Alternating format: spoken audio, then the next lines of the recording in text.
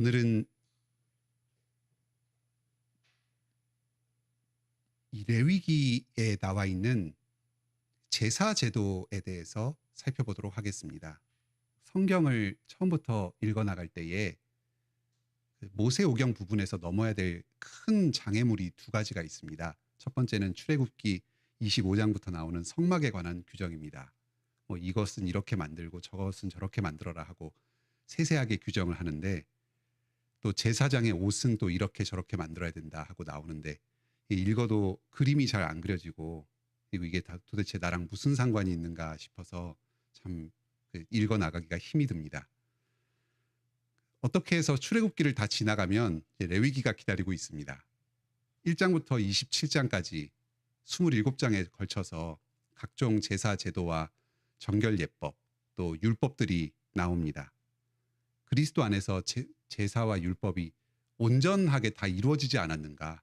우리는 이 신약의 구원받은 백성인데 도대체 이 각종 제사들, 규례들, 율법들 왜 이렇게 알아야 하는가? 그런 생각이 절로 듭니다.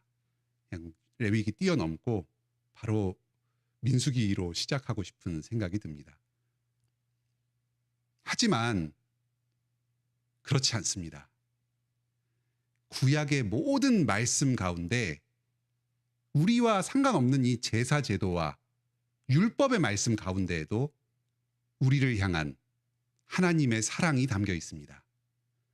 모든 구약과 신약의 말씀은 전혀 다름없는 하나님의 사랑의 말씀입니다. 그 사랑이 가장 집약적으로 나타나 있는 게 바로 그리스도의 십자가입니다.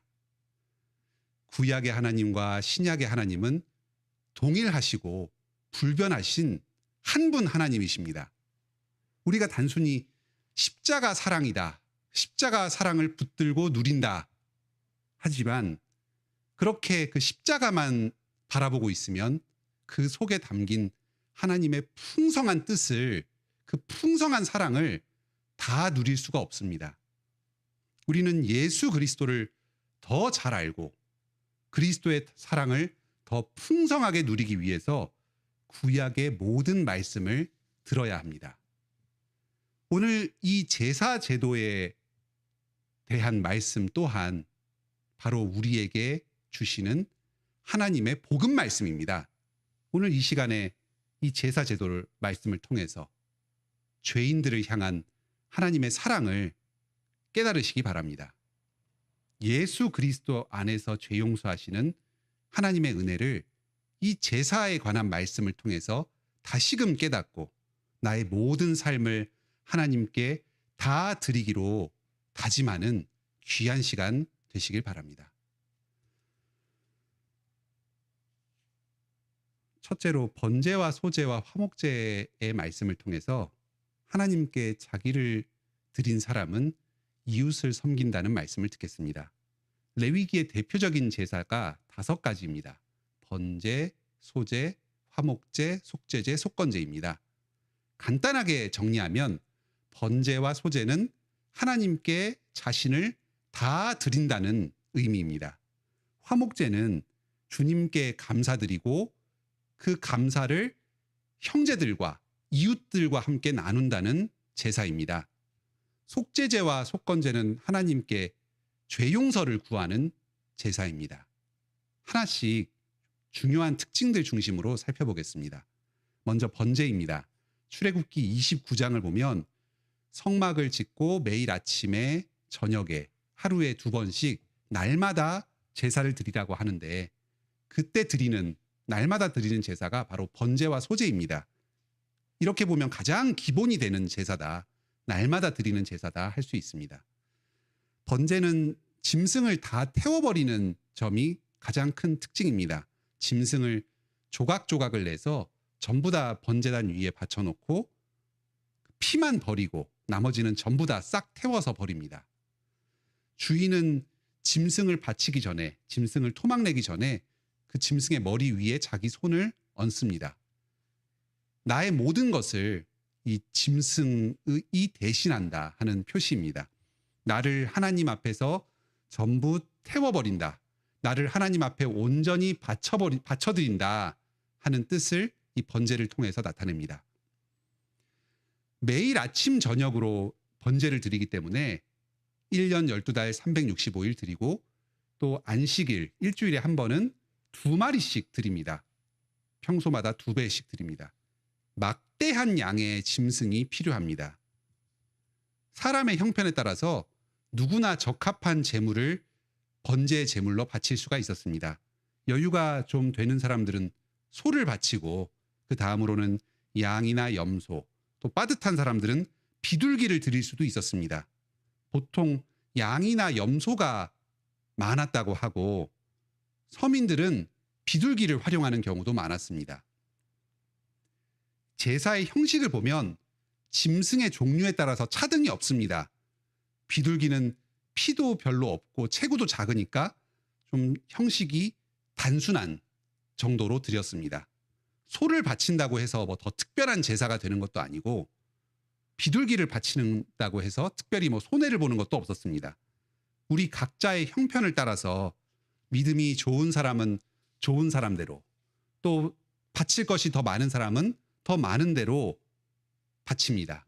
설령 우리의 믿음이 좀 부족하고 하나님께 드릴 게 별로 없는 삶이라고 하더라도 우리가 가진 것들, 또 우리의 삶, 있는 그 자체로 전부를 하나님께 드릴 때에 주님께서는 우리가 바치는 것을 있는 모습 그대로 받아주신다는 것이 이 번제의 형식 속에 담겨 있습니다.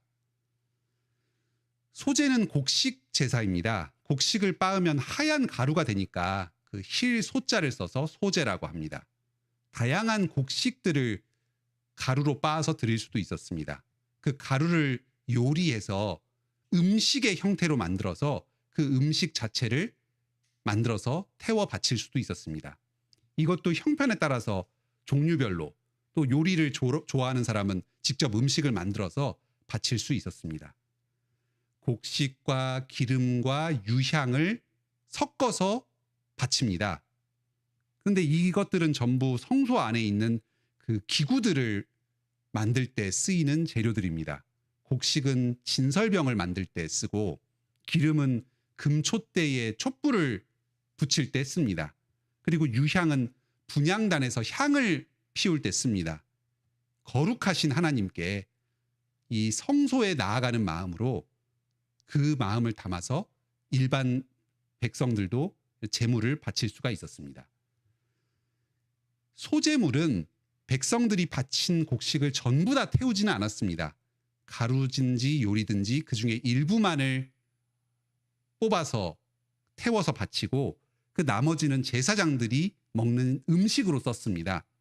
백성들이 매일매일의 상번제를 잘 바치고 풍성하게 바치면 제사장들도 그만큼 안정적으로 식사를 하면서 살 수 있었습니다. 제사에 임하는 백성들의 태도와 제사장들의 생계가 아주 밀접하게 연관이 되었습니다. 그 다음으로 화목제는 주님께서 주시는 평화, 그 샬롬의 기쁨을 백성들이 함께 나누는 제사였습니다. 레위기의 3장을 보면 짐승을 잡아서 피를 뿌리고 그 내장과 기름만 따로 떼어서 태워버리라 하는 말씀이 나옵니다. 그 나머지의 그 뼈와 살코기들, 이것은 전부 다 어떻게 하라는 얘기가 전혀 없습니다. 나머지 고기는 바친 사람이 그대로 가져갑니다. 이 내장과 기름만 태운 것으로 그 짐승을 전부 태운 것으로 받아주셨습니다. 그리고 나머지 고기는 바친 사람이 다시 가져갑니다. 그리고 자신의 형제들, 이웃들과 함께 전부 나누어 먹습니다. 제사장만 소제처럼 제사장만 먹는 게 아니라 다른 사람들하고도 다 나눠 먹는 음식이 되었습니다. 남은 고기, 그 가져간 고기는 반드시 하루 만에 다 먹도록 했습니다. 못 먹은 것은 다 버려야 했습니다. 우리가 소 한 마리를 잡으면 그게 양이 얼마나 많겠습니까? 그걸 하루 만에 먹으려면 혼자서는 다 못 먹습니다. 일가 친척, 마을 사람, 양이 너무 많으면 옆마을 사람까지 다 불러 모아서 잔치를 벌여야 합니다. 마을 일대에 그 화목제를 바치는 날은 그 일대가 전부 고기 잔치를 하는 날입니다. 아주 든든하게 먹으면 배도 든든하고 아주 혈색이 돌면서 정말 그 몸에도 마음에도 모든 주위 사람들이 샬롬이 넘쳤을 겁니다. 번제와 소제와 화목제와 속죄제와 속건제, 그 레위기 1장부터 5장까지 이런 순서대로 제사가 소개됩니다. 그런데 그 중에 5가지 중에서 가장 가운데에 위치한 제사가 화목제로 소개됩니다. 그런데 이것은 실제 제사를 드리는 순서하고는 달랐습니다. 실제 제사를 드릴 때에는 속죄제와 속건제를 제일 먼저 드리고 그 다음에 번제를 드리고 가장 마지막에 화목제를 드립니다. 실제 시간 순서하고 기록한 순서가 좀 다릅니다. 보통 이럴 때에는 순서대로 무얼 나열하면은 일종의 샌드위치 구조라고 해서 가장 가운데 있는 것이 강조가 됩니다. 화목제가 그만큼 모든 제사들 중에서 중요하다는 것입니다. 결국 우리 예배에서도 하나님께 자신을 온전히 바쳐드리고 죄 용서의 기쁨을 누린 사람은 결국은 다른 사람들, 이웃들, 성도들, 가족들에게 사랑으로 열매를 드러내야 한다 하는 것이 제사의 순서에서 강조가 되는 것입니다. 하나님의 사랑은, 하나님을 향한 우리의 사랑은 이웃에 대한 사랑으로 구체적으로 드러나고 표현되어야 합니다. 그리스도의 은혜가 나에게, 공동체에게 넘칠수록 주님께서 내게 주신 평화가, 이 물질적인 샬롬, 영적인 샬롬이 넘칠수록 그 삶의 열매는 이웃과의 나눔으로 드러나야 합니다. 섬김으로 드러나야 합니다. 자기 삶을 거룩한 산 제물로 하나님께 드릴 때에 하나님의 사랑과 이웃 사랑으로 열매 맺습니다. 이러한 이웃 사랑의 열매가 삶에서 풍성하게 넘치는 우리 관악교회 성도님들 다 되시길 바랍니다.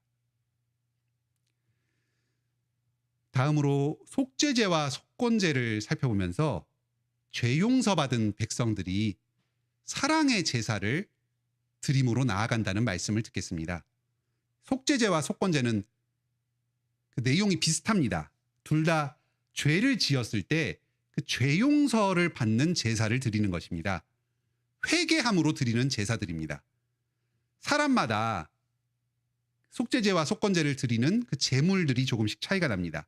제사장은 수소, 족장은 수렴소, 평민은 암염소나 암양, 그리고 형편이 안 되는 사람들은 비둘기, 또 곡식가루 이런 것까지 바칠 수가 있었습니다. 제사장이나 족장은 백성들의 대표자로서, 종교적인, 사회적인 대표자로서 그 맡은 책임이 더 크기 때문에 주님께 더 많은 의무를 감당해야 했습니다. 죗값을 그만큼 더 큰 짐승으로 드려야 했습니다. 속죄제와 속건제 중에서 속건제는 손해를 배상한다는 개념을 담고 있습니다. 하나님이나 다른 사람에게 마땅히 돌아가야 하는 어떤 것을 내가 실수로 빼앗은 경우가 있습니다. 그럴 경우에 그 손해를 돌려줍니다. 그 손해를 입은 당사자, 이웃 사람에게는 손실액을 갚고 거기에 5분의 1을 일종의 손해배상 개념으로 더해서 원금하고 함께 돌려줍니다. 그리고는 하나님께는 제사의 형태로 속건제를 드리는 것입니다. 손해는 그대로 돌려주고 손해배상도 하면서 하나님께 속건제 제사를 드림으로써 그 죄를 씻습니다. 사람에게 손해를 끼치면 사람뿐만 아니라 하나님께도 같이 죄를 짓는 것입니다. 그만큼 다른 사람에게 여러 금전적인, 정신적인 손해를 끼치는 것이 하나님께도 죄를 짓는 아주 중요한 죄이고, 그만큼 다른 사람을 잘 배려하고 손해를 끼치지 않도록 도와야 하는 것입니다. 요즘에는 사회가 많이 발전하고 변화하면서 재산의 개념이 옛날보다 점점 늘어나고 있습니다. 특히 요즘은 지적 재산권이 아주 중요한 시대입니다. 예전에는 그 인식하지 못했던 책이나 음악이나 영화나 컴퓨터 소프트웨어 이런 지적인 재산들이 아주 중요하게 보호를 받고 높은 부가가치를 올리고 있습니다. 옛날 사람들 입장에서는 눈에 보이는 물건들을 재산으로 생각하기 때문에 이런 컴퓨터로 뭘 다운을 받는다든지 하는 이런 지적 재산을 침해하는 문제에 대해서는 좀 소홀하게 생각하기가 쉽습니다. 이런 일에서도 아주 여러 분야에서 다른 사람에게 조금이라도 손해를 끼치지 않도록 항상 주의해야 하겠습니다. 이 속죄제와 속건제 제사는 부지 중에 실수로 짓는 죄들에 대해서만 제사 드리는 규정이 나와 있습니다. 계획적으로 고의로 어떤 범죄를 저질렀을 때, 다른 사람에게 손해를 끼쳤을 때에는 굉장히 제한적인 측면에서만 제사를 드릴 수 있었습니다. 그 외에는 대부분 용서받을 길이 전혀 없었던 겁니다. 고의로 죄를 짓는 사람은 돌에 맞아서 죽임을 당해야 하는 경우가 대부분이었습니다. 오늘 우리들은 더 이상 속죄제와 속건제를 드릴 필요가 없습니다. 그리스도께서 단번에 영원한 속죄 제사를 드리셔서 우리의 모든 죄를 다 용서해 주셨습니다. 오늘날 우리는 어떤 잘못에 대해서도 회개하고 주 예수를 믿으면 용서받습니다. 실수로 범한 죄뿐만 아니라 고의로 범한 죄가 설령 있다고 하더라도 모두 용서받습니다. 그리스도의 십자가의 보혈의 능력이 이토록 큽니다. 제사 제도는 따라올 수 없을 만큼 크고 능력이 있습니다. 우리는 한 번 예수 그리스도를 믿고 구원을 받은 뒤에도 참 우리의 육신의 연약함으로 인해서 믿음에서 약해지기도 하고 반복해서 죄를 짓기도 합니다.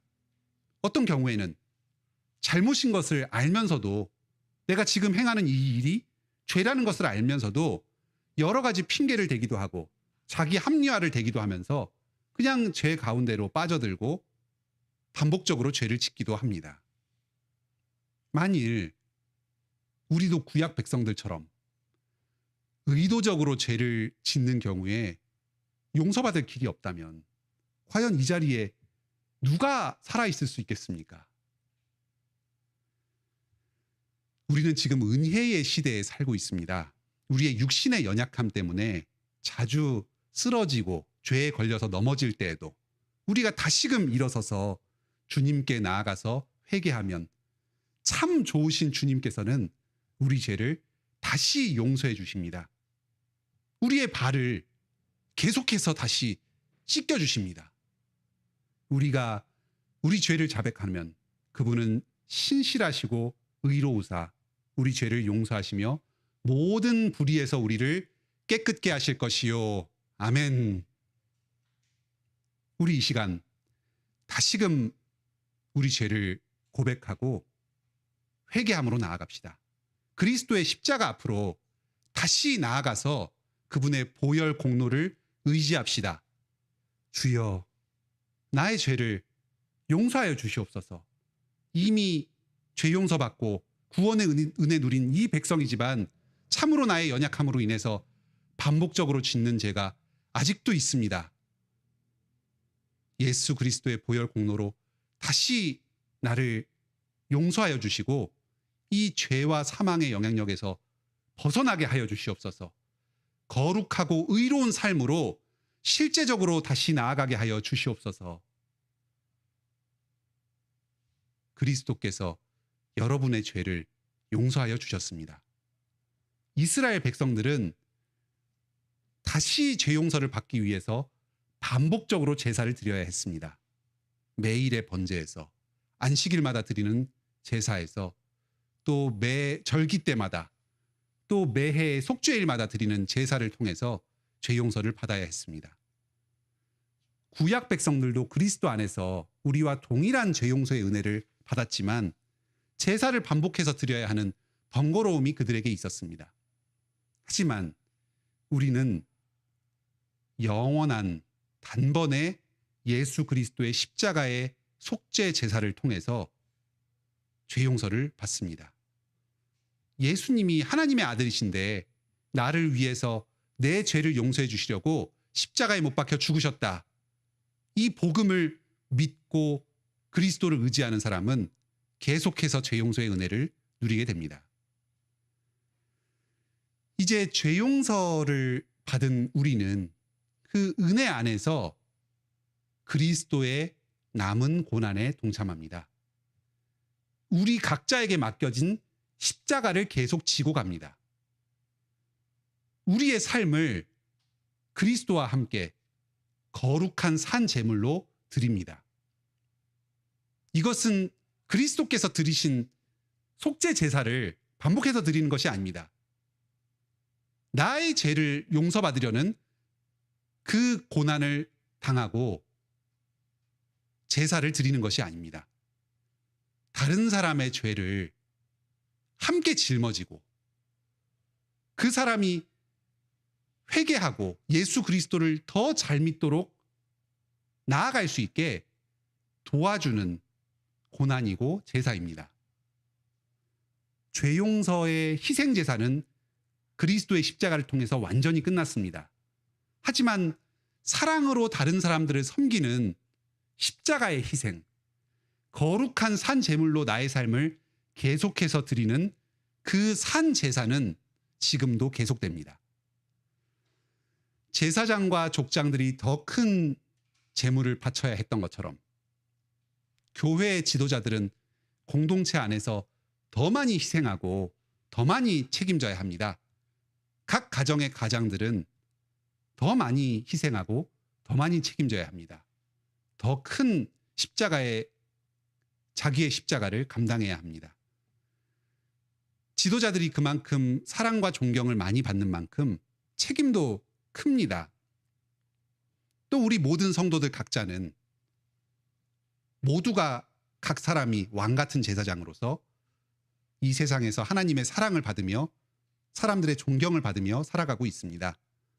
믿지 않는 사람들보다 이 세상에서 더 많이 희생하고 더 많이 책임을 지면서 사랑으로 사람들을 섬기면서 살아가야 합니다. 우리 모든 관악교회 성도들이 이러한 고난의 책임, 거룩한 산 제물로 삶을 드리는 책임을 기쁘게 감당하면서 열매 맺는 삶을 사시기를 바랍니다. 오늘은 5가지 제사 제도를 통해서 그리스도 안에서 우리가 완전한 죄 용서의 은혜를 누린다는 말씀과 또 죄 용서받은 사람은 자신을 드림으로써 다른 사람들을 섬기는 제사를 계속해서 드린다 하는 말씀을 들었습니다. 아무것도 아닌 우리 안에는 무엇 하나 내세울 것 없는 우리를 순전한 은혜로 죄 용서해 주시고 우리를 온전히 받으셔서 하나님의 아들, 딸로 삼아주시는 은혜에 감사드립시다. 그 그리스도의 사랑을 풍성히 깨닫고 자기 삶을 거룩한 산 제물로 드립시다. 하나님을 사랑하고 이웃을 사랑하는 모든 율법을 우리의 삶을 통해서 이루면서 주님께 영광 돌리고 하나님께 받은 사랑을 구체적으로 드러내면서 살아가는 우리의 관악교회 성도님들 다 되시길 바랍니다.